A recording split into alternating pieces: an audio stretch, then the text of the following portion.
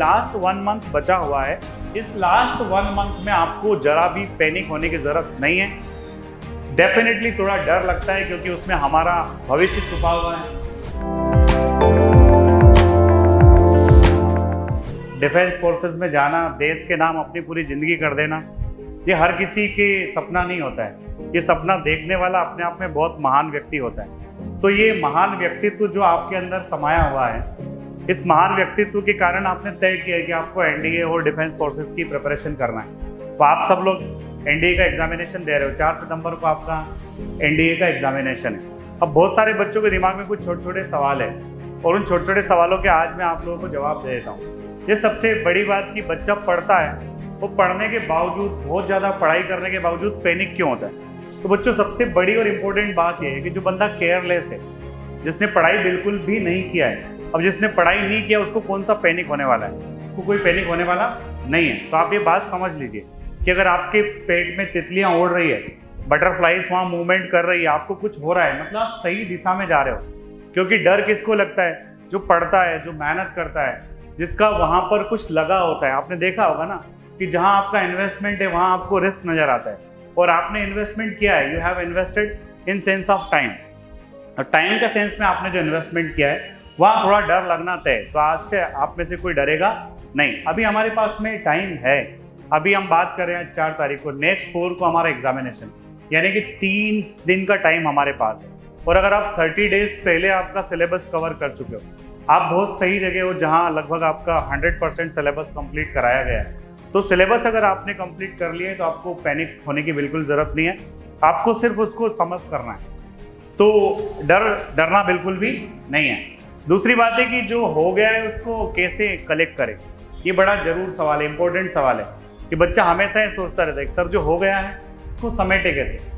तो समेटने का सबसे अच्छा तरीका होता है, जो मैं हर बार आप लोगों को बोलता हूँ, कि सपोज आपने मैथमेटिक्स को अगर आप 5 पार्ट्स में डिवाइड करके पढ़ते हो, वो 5 पार्ट्स में डिवाइड करके आप मैथमेटिक्स को अगर पढ़ते हो, आप उसको देख रहे हो, अलजेब्रा है, ट्रिग्नोमेट्री है, कैलकुलस है, ज्योमेट्री है, प्रोबेबिलिटी एंड स्टैटिस्टिक्स, तो इस तरह से अगर आपने उसको 5 पार्ट्स में डिवाइड किया है, तो जो 5 पार्ट जो है आपके, उसमें आप ऐसा देखिए कि चूंकि क्लास में तो सब कुछ पढ़ा दिया गया है, वो क्लास में सब कुछ पढ़ाया इसलिए जाता है कि कहीं ऐसा ना हो कि किसी एक बच्चे का कोई फेवरेट टॉपिक अलग हो, दूसरे बच्चे का फेवरेट टॉपिक अलग हो, ऐसा होता है। तो अब आपको क्या करना है, जब सब कुछ हो चुका है और आपके पास टाइम है, तो आप ये देखिए कौन सा आपका फेवरेट टॉपिक है। देन आप ये देखिए कि जो आपका फेवरेट टॉपिक है उसका वेटेज क्या है। सबसे इंपॉर्टेंस ये बात रखती है, कई बार ऐसा होता है कि कोई फेवरेट टॉपिक आपका ऐसा भी हो सकता है जिसका इंडिया में वेटेज कम है। तो आपको ध्यान देना है कि वेटेज किस चीज़ का कितना है, ठीक है। अगर कोई फेवरेट टॉपिक्स आपके ऐसे जो आपको अच्छे से आते हैं, आपसे अच्छे से बन जाएंगे और उसका एनडीए में वेटेज भी अच्छा है, तो आप वो फेवरेट टॉपिक्स को सबसे पहले निपटाइए। क्योंकि क्या होता है, जो हमारा सबसे अच्छा है, अच्छी चीज़ को करने में रुचि आती है, अच्छी चीज़ को करने में मज़ा आता है, और साथ में उसका अगर वेटेज भी है, तो हम अच्छी चीज़ को करिए तो उसको करने में टाइम कम लगेगा। और जब आप उसको कम टाइम में अच्छे से रिवाइज करोगे तो आपके अंदर से डर निकलेगा, और फिर आप उसके बाद थोड़ा प्रैक्टिस सेट लगाओगे तो आपसे कम से कम उतना तो बनेगा जितना आपने कर लिया है। तो इस तरह से करिए कि सबसे सिंपलेस्ट टॉपिक्स को सबसे पहले रिवाइज कीजिए, उनको करके रख लीजिए। तो अगर मैथमेटिक्स में 5 पार्ट्स है तो उसमें से 3 पार्ट्स ऐसे होंगे जो आपके अच्छे होंगे। और अगर बच्चों आपने 3 पार्ट्स कर लिए, तो वो 3 पार्ट्स करने के बाद में क्या होने वाला है कि आप बड़े कंफर्ट जोन में अपने आप को फील करोगे। और ये सब हो चुका होगा 15 दिनों के अंदर, 15 डेज के आप अंदर ऐसा कर सकते हो। और 15 डेज में आपने कॉन्फिडेंस में भी आ गए, आपको अच्छा ही फील हो रहा है, और आपके पास नेक्स्ट 15 डेज बचे हुए। फिर नेक्स्ट 15 डेज में आपको ये देखना है कि क्या अब मुझे ज़रूरत है वो टफेस्ट टॉपिक उठाने की जो मैंने पहले करे हैं और मुझसे बन सकते। ऐसा नहीं करना है कि आप बचे हुए लास्ट के 15 डेज में ऐसा कुछ उठा लो जो पहले कभी किया नहीं है।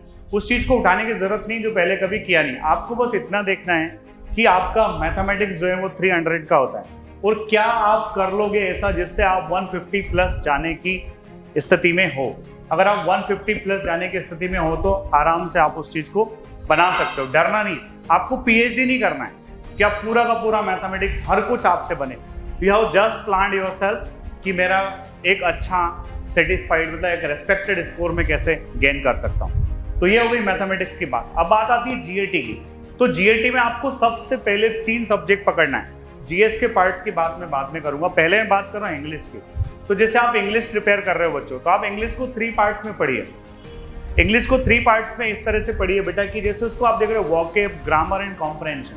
अब जनरली कई बार ऐसा होता है बच्चा अगर इडियम्स पढ़ने लगा ना तो 5 दिन तक इडियम्स ही पढ़ रहा है, कुछ उठा नहीं रहा है। आप उसमें देखिए कि 30 क्वेश्चंस जो पिछले सालों का ट्रेंड हम लोग देख रहे हैं, तो पिछले सालों के ट्रेंड में हम लोग देख पा रहे हैं कि उसमें वोकेबुलरी के जो है 30 क्वेश्चंस आ रहे हैं, सिनोनिम्स, एंटोनिम्स और इडियम्स के। तो वो 30 क्वेश्चंस के लिए आप कम से कम 1.5 घंटा डेली प्रैक्टिस कीजिए। अब वो 1.5 घंटा डेली जब आप प्रैक्टिस करोगे ना तो डेफिनेटली आपकी वोकेब अच्छी होगी। और कीप रिवाइजिंग, जस्ट आप उसको पढ़ते जाइए आराम आराम से, बहुत स्लो स्पीड में पढ़ना है उसको, बहुत फास्ट नहीं पढ़ना, क्योंकि वो ऐसी चीज़ है जो पढ़ते और भूलने में देर नहीं लगती। पर होगा क्या बच्चों कि जितना आप उसके कांटेक्ट में रहेंगे, जितना आप उसके टच में रहेंगे, आप मैक्सिमम वोकेबुलरी के एमसीक्यू सॉल्व कीजिए, क्योंकि आप जितना उसको सॉल्व करेंगे ना उतना दिमाग में फिंगरप्रिंट बनेगा। और हो सकता है उसी से रिलेटेड क्वेश्चंस, वो जो आपकी अप्रोच है, जिस अप्रोच के साथ आप घर पे प्रिपेयर कर रहे हो, उसी अप्रोच के साथ आप वहाँ पर एग्जाम में आंसर दे सकते हो। ठीक है ना। अब इसमें एक बड़ी बात जो ध्यान में आपको रखना है, जब आप एग्जाम में भी सॉल्व करोगे, आपके पेपर में आप देख लेना कि आप एंटोनियम्स के क्वेश्चन लगा रहे हो, और एंटोनियम के 10 क्वेश्चन के हर क्वेश्चन के ऊपर हाथ से लिख लेना एंटोनियम एंटोनियम एंटोनियम। कई बार क्या होता है, देना एंटोनियम होता है, एंटोनियम वाले क्वेश्चन में सिनोनियम जरूर दिया होता है। बोलो सही बात है कि नहीं? Yes sir. तो आपको क्या करना है कि हर क्वेश्चन के ऊपर क्या लिख लो, एंटोनियम लिखना है। क्या लिखना है? एंटोनियम, और फिर उसको सॉल्व करना है। नहीं तो कई बार बहुत अच्छा पढ़ने वाला बच्चा भी क्या करता है, वो एंटोनियम लगाने के बजाय सिनोनियम लगा करके आ जाता है। ठीक है, तो आप अलग से वोकैब के पोर्शन को कीजिए। वोकैब के पोर्शन को अलग करने के बाद में आप फिर थोड़ा सा PQRS के अभी अगले 10 दिन तक आप कम से कम 50 क्वेश्चन PQRS लगाइए डेली 50 क्वेश्चन PQRS लगाइए। क्यों? मिनिमम 5 तो आना ही आना है, कभी कभी 10 भी आ जाते हैं। अगर 10 क्वेश्चन PQRS से आए तो हमारे 40 मार्क्स बन जाएंगे। बनेंगे कि नहीं बनेंगे? और उसी तरह से कम 2 से 3 पैसेज डेली सॉल्व कीजिए, क्योंकि पैसेज पढ़ेंगे। देखिए हम लोग क्या है, मैथ्स फिजिक्स में हमेशा उलझे रहते हैं, तो हमारा रीडिंग कॉम्प्रहेंशन पर उतना ज़्यादा जोर नहीं होता है। खासकर हिंदी मीडियम के बच्चे या फिर ऐसे बच्चे जो इंग्लिश मीडियम से तो हैं पर वहाँ पढ़ाया हिंदी जैसा ही गया है, तो वहाँ आपको क्या करना है, कम से कम 3 पैसेज डेली करना है। तो ये हमारा वोकैब, साथ में क्या हो गया आपका कॉम्प्रहेंशन वाला पार्ट। अब हमारा बच रहा है ग्रामर वाला पार्ट। तो ग्रामर वाले पार्ट के लिए क्या कीजिए बेटा, ग्रामर वाले पार्ट के लिए आज से आप 2 टॉपिक्स एवरीडे कर दीजिए। आप आराम से कर सकते हैं। आप सिंटेक्स और टेंस एक दिन में कर सकते हैं, आप प्रोनाउन एडजेक्टिव एक दिन में कर सकते हैं, आप एडजेक्टिव कंजंक्शन एक दिन में कर सकते हैं, आप वॉइस नरेशन एक दिन में कर सकते हैं। जब पहली बार पढ़ रहे होते हैं तो वॉइस और नरेशन अलग अलग पढ़ना चाहिए कुछ गैप से, पर जब आप प्रैक्टिस कर रहे हो तो वॉइस और नरेशन आपको एक साथ करना चाहिए, ताकि आपके कॉन्सेप्ट क्लियर हो कि क्या वॉइस है और क्या नरेशन है, ताकि आपके कॉन्सेप्ट्स क्लियर रहे। जो गलती हो सकती है वो गलती को आप अभी से दूर कर लो। आप आर्टिकल्स को छोड़ के नहीं जाना, आर्टिकल के क्वेश्चन हमेशा एक क्वेश्चन जरूर वहाँ पर मिलता है, तो आर्टिकल के क्वेश्चंस करके जाइए। ऐसे करके आप अगले 5 दिनों में इंग्लिश ग्रामर कर चुके होंगे। आप वोकैब भी चल रहा होगा, आपका कॉम्प्रहेंशन भी चल रहा होगा। आपको करना क्या है, आपको फालतू की बातों में अपना समय बर्बाद नहीं करना है। आप ये देखिए आप टाइम कैसे सेव कर सकते हो। इंग्लिश के बाद हम आते हैं केमिस्ट्री और फिजिक्स पर। मैक्सिमम लोग केमिस्ट्री को छोड़कर चले आते हैं, या फिर वो केमिस्ट्री को लास्ट के 4 दिन में पढ़ रहे होते हैं। आप देखोगे बेटा कि केमिस्ट्री का जो वेटेज है वो 15 क्वेश्चंस यानी कि 60 नंबर का केमिस्ट्री आता है, यानी कि जितना वेटेज केमिस्ट्री का है उतना हिस्ट्री का नहीं। मैं क्या पहले भी क्लास में आप लोगों को बोला है। तो अगर आपको कोई बोले प्रेफरेंस किसको दोगे, तो मैं ये नहीं कह रहा हूँ हिस्ट्री पढ़कर नहीं जाना है, but we should prefer chemistry over. ठीक है, आपको केमिस्ट्री का वेटेज, तो केमिस्ट्री भी अभी कीजिए। कुछ बच्चों ने तो ऑलरेडी कर रखा है। मैंने लास्ट टाइम जब चैलेंज दिया था केमिस्ट्री चैलेंज, बच्चों ने केमिस्ट्री किया, जब आप देखोगे तो उसका डेफिनेटली आपको मदद मिलेगी। तो आप केमिस्ट्री अच्छे से करिए। केमिस्ट्री के बहुत बेसिक क्वेश्चंस आते हैं, आप ल्यूसेंट की बुक से केमिस्ट्री के क्वेश्चंस लगा लेंगे तो आपको आराम से बन जाएंगे। साथ में और देखिए केमिस्ट्री के एमसीक्यूज कहाँ से मिल सकते हैं। मतलब ये टाइम है, कीप रिवाइजिंग, आप रिवाइज कीजिए और रिवाइज करने के साथ साथ आप एमसीक्यूज लगाइए। केमिस्ट्री के बाद बड़ा रोल है फिजिक्स का। अब फिजिक्स में बच्चा न्यूमेरिकल से डरता है। देखो जिससे बन सकते हैं उसको न्यूमेरिकल्स करना है, और मान लो कोई बच्चा ऐसा है जिसने 11th-12th में फिजिक्स ठीक से नहीं पढ़ा है, उससे न्यूमेरिकल्स नहीं बन रहे, तो भाई मैक्सिमम न्यूमेरिकल्स 8 आएंगे मैक्सिमम।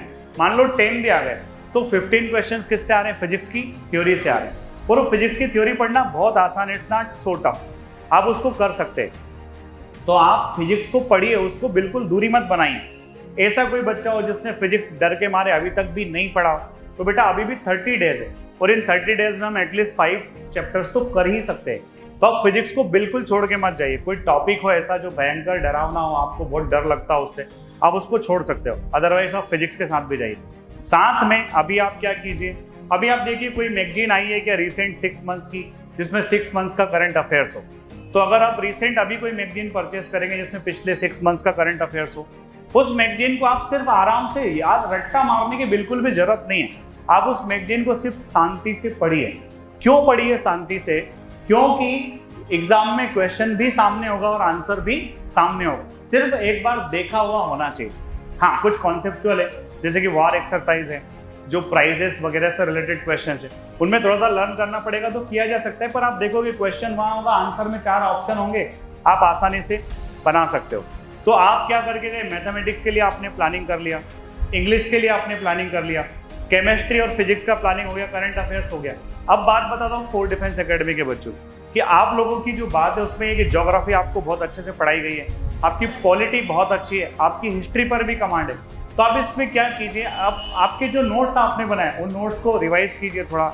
नोट्स के साथ साथ अगर हिस्ट्री का पोर्शन बहुत बड़ा है, जब सर ने हमको पढ़ाया तब हमने बहुत लंबा चौड़ा पढ़ लिया, अब उसको रिवीजन कर ले कि नहीं, आप पाथफाइंडर प्रेफर कर सकते हैं। पाथफाइंडर के में हिस्ट्री का पोर्शन बड़ा शॉर्ट एंड सिंपल दिया है, ठीक है ना। तो जो सर ने जिस टाइम पढ़ाया उस टाइम पे याद हो गया होगा, वो उस टाइम का है ही।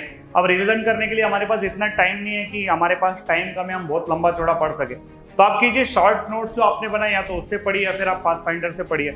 पॉलिटी को बिल्कुल भी नहीं छोड़ना, क्योंकि पॉलिटी के बड़े सड़े सिंपल से क्वेश्चन आते हैं, तो आप वहाँ से बना सकते हो। तो मेरा कहने का मतलब ये कि जो लास्ट 1 मंथ बचा हुआ है, इस लास्ट 1 मंथ में आपको जरा भी पैनिक होने की जरूरत नहीं है।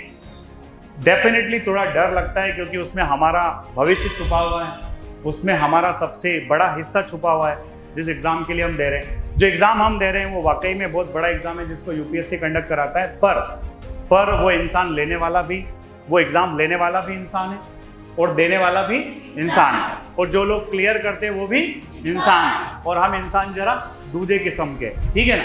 इसलिए आप बढ़िया तैयारी करो, डेफिनेटली वो एग्ज़ाम हमारा निकलेगा ही निकलेगा, ठीक है। अब लास्ट में बात आती है कि बच्चा जो है ना एक पेपर के नाम से डरता है। किससे डरता है? पेपर के नाम से, कि पेपर कैसा आएगा, पेपर टफ आएगा। अब भाई जब आपने पेपर दिया ही नहीं तो आपको कैसे पता पेपर टफ आएगा? आप ऐसा क्यों सोच रहे हो? ऐसा तो है ना, जो कठिनाइयों के बारे में वो लोग सोचते हैं जिन्होंने मेहनत नहीं किया। जब आपने मेहनत करके जा रहे हो ना बेटा, जैसे अभी आपने देखा एयरफोर्स की एग्जाम हुई, कई सारे बच्चे एयरफोर्स का एग्जाम देकर गए, बच्चे कहते हैं इंग्लिश सिंपल आई थी।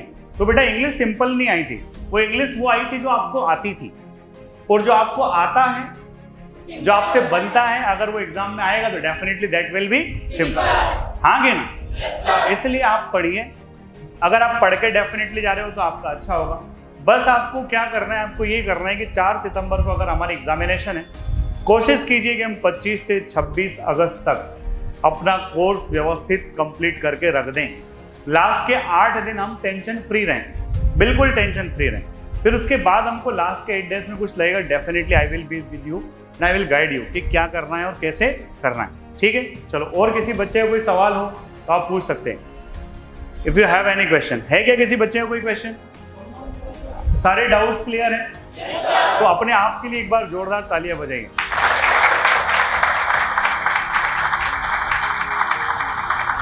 तो आपको बिल्कुल भी क्या नहीं करना है, डरना नहीं है, डरना नहीं है। पढ़ेंगे, वर्दी लेंगे, students for, officers for, is a first step with the, last step with the. अच्छे से करिए। All the best. जय हिंद। Thank you.